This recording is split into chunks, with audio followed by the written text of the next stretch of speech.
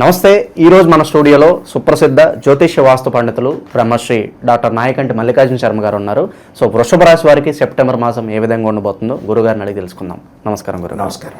So వృషభ రాశి వారికి సెప్టెంబర్ మాసం ఏ విధంగా కలిసి రాబోతుంది, ఎలాంటి ఫలితాలు ఉంటాయి గురు? తప్పకుండా. ఓం శ్రీ గురుభ్యో నమః. వృషభ రాశి వాళ్ళకి సెప్టెంబర్ మాసంలో ఏ విధంగా ఉందో తెలుసుకునే ముందు గ్రహాల యొక్క సంచారాన్ని తెలుసుకోవాలి.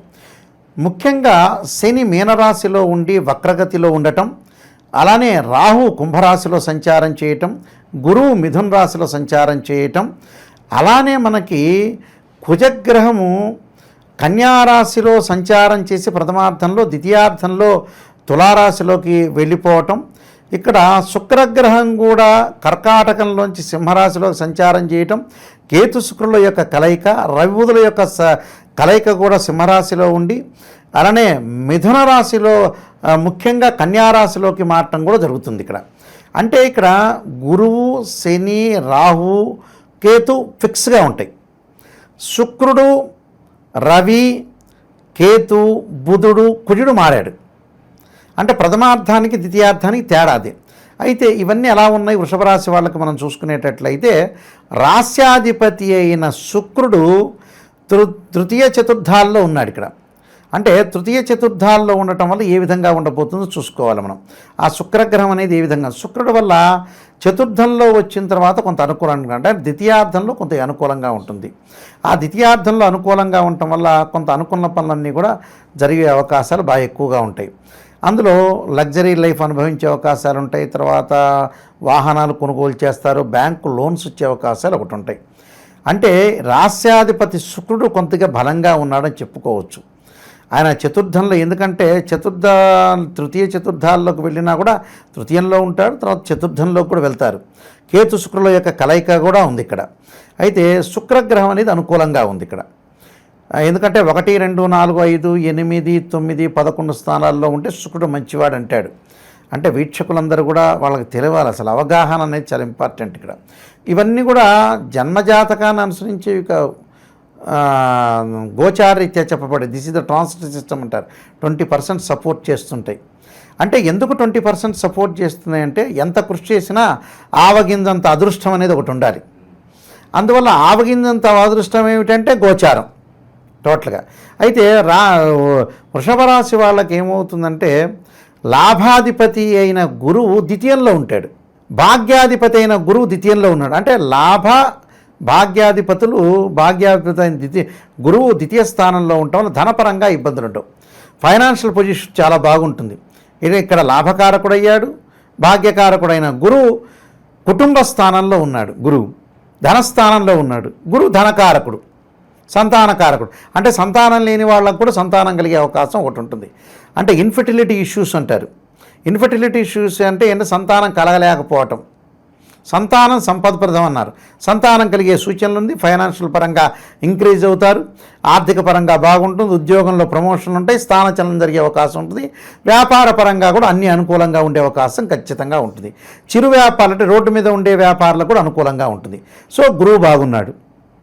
మిగతా గ్రహాలకి మనం వెళ్ళేటట్టయితే వృషభ రాశి వాళ్ళకి లాభస్థానంలో శని ఉండి వక్రగతిలో ఉన్నాడు. వృత్తిపరంగా చేసేటప్పుడు తోటి కొలీగ్స్ విషయంలో జాగ్రత్త ఉండాలి. అంటే ఏది పడితే అది వాగకూడదని అర్థం. గ్రాస్పింగ్ పవర్ ఉంది కదా అని ఎక్కువగా వాగితే కూడా ఇబ్బందులు కలిగే వాతావరణం ఉంటాయి. అంటే వృత్తిపరంగా చిన్న చిన్న ఆటంకాలు కలుగుతుంటాయి వాళ్ళకి. ఆటంకాలు కలగకుండా చాలా జాగ్రత్తగా ఉండాలి. అలానే ఈ రాశి వాళ్ళకు వచ్చేటప్పటికల్లా రాహుగ్రహ ప్రభావం, అంటే రాహుగ్రహ ప్రభావం వల్ల కూడా వృత్తిపరంగా ఫారిన్ కంట్రీస్కి వెళ్ళాలనుకుంటారు, వెళ్ళలేకపోతారు. వీసా రావాలనుకుంటారు, అది రాలేకపోవటం అనేది జరుగుతుంటుంది.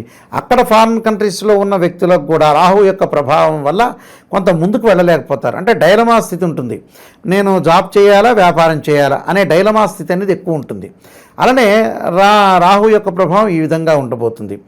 పిల్లలు కూడా, విద్యార్థులు కూడా చదువుకోవటం కోసం మంచి యూనివర్సిటీలోకి వెళ్ళాలని ఆలోచన చేస్తుంటారు. వెళ్ళలేని స్థితి ఉంటుంది. దగ్గరికి వచ్చినట్టు వచ్చి మంచి యూనివర్సిటీ అనేది రాకుండా ఉండే అవకాశాలు ఎక్కువ ఉంటుంది. అలానే విద్యార్థులకి ఫారిన్ కంట్రీస్లో చదవలేకపోయినా ఇండియాలో మటుకు ద్వితీయంలో గురువు ఉండటం వల్ల చదువు మీద బాగా కాన్సన్ట్రేషన్ చేస్తారు. అదొకటి గుడ్ న్యూస్ అది.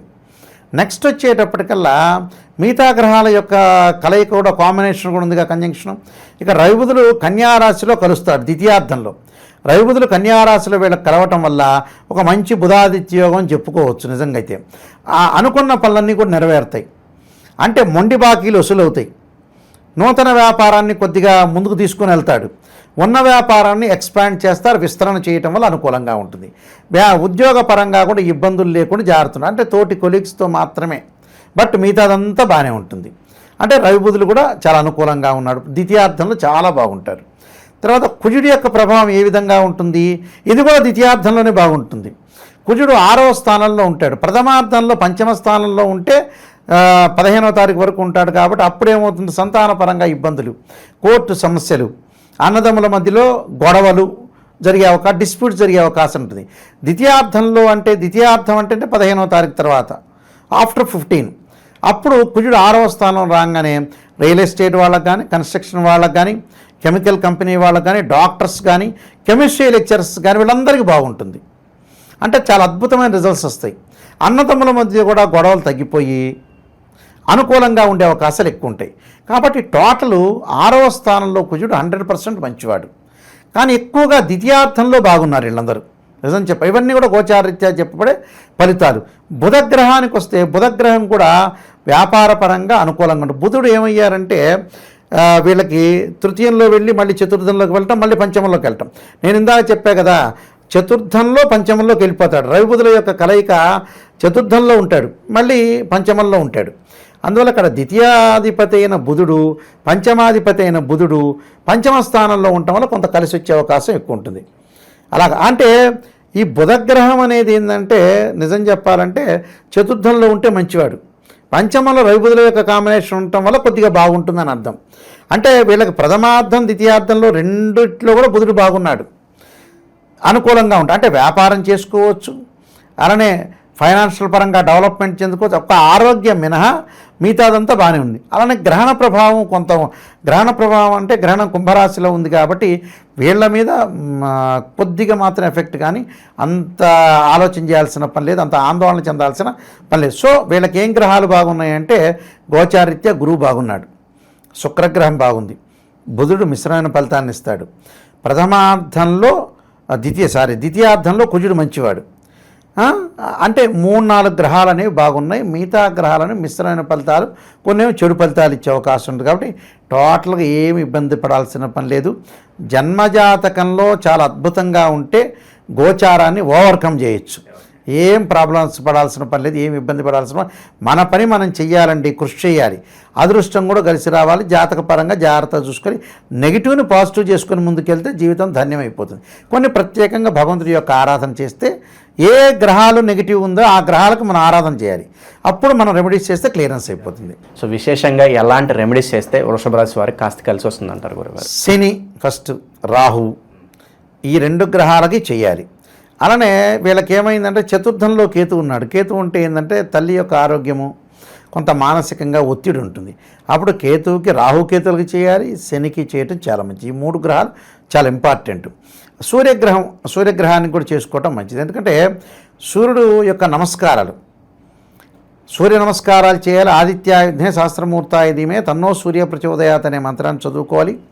అలానే శనికి వచ్చేటప్పటికల్లా తైలాభిషేకం చేయటం, అలానే నువ్వులు బెల్లం కలిపిన ఉండలను తయారు చేసి ఎవరైతే ఈ రాశి వాళ్ళు ఉంటారో చక్కగా వాళ్ళ ఆడవాళ్ళు మడిగట్టుకొని చక్కగా ఆ నువ్వులు బెల్లాన్ని కలిపి నైవేద్యమని ఆ దేవాలయంలో ఒక దేవాలయం తీసుకుని వెళ్ళి దాని ఆ దేవాలయం ప్రధాన అర్చకులకు ఇచ్చి భక్తులందరికీ కూడా వితరణ చేస్తే చాలా మంచిది. భక్తులందరికీ పంచితే మంచిది. శని యొక్క దోషం అనేది పోతుంది. అది కొంతమంది అంటారు మేము శని యొక్క దోషం పోతుందంటే వాళ్ళకి పంచితే మాకేమైనా వచ్చానో అడిగేవాళ్ళు కూడా చాలామంది ఉన్నారు. అలా ఎవరికి రాదు. ప్రసాదం దేవుడి దగ్గర పెడితే మనం ఇంట్లో తీసుకోకూడదు, కానీ దేవుడి దగ్గర పెడితే అది అర్హించిపోయినట్టే. అందువల్ల ఆ నువ్వులు బెల్లం అందరికి పంచితే చాలా మంచిది. అంటే ప్రధాన అర్చకులకి ఇచ్చి పూజ చేసిన తర్వాత రాహు యొక్క ఆరాధన, దుర్గాదేవిని ఆరాధన చేయాలి. అధిష్టాన దేవత దుర్గాదేవి గారు దుకార అష్టోత్తరంతో పూజ చేయాలి. అలానే కేతువు యొక్క ఆరాధన, గకార అష్టోత్తరం, గణపతి యొక్క ఆరాధన చేయాలి. చేస్తే అన్నీ కూడా అనుకూలంగా ఉంటుంది. బుధుడికి ఇక్కడ రవి బుధులకు కూడా రవికి సూర్య నమస్కారాలు చెప్పా, బుధుడికి వచ్చేటప్పటికల్లా మధ్య రకంగా ఉన్నారు కాబట్టి విష్ణు సహస్రనామ పారాయణం చేసుకుంటే కలిసి వచ్చే అవకాశం ఖచ్చితంగా ఉంది. అంటే ఏ గ్రహం బాగలేదో ఆ గ్రహానికి మనం రెమెడీ చేసుకుంటే ఖచ్చితంగా జీవితంలో సక్సెస్ అయ్యే అవకాశం గ్యారెంటీగా ఉంటుంది. వృషభ రాశి వాళ్ళకి ఓవరాల్గా సెప్టెంబర్ మాసం ఏ విధంగా ఉండబోతుందో మీ మాటలో చాలా బాగా వివరించారు. ధన్యవాదాలు. నమస్కారం.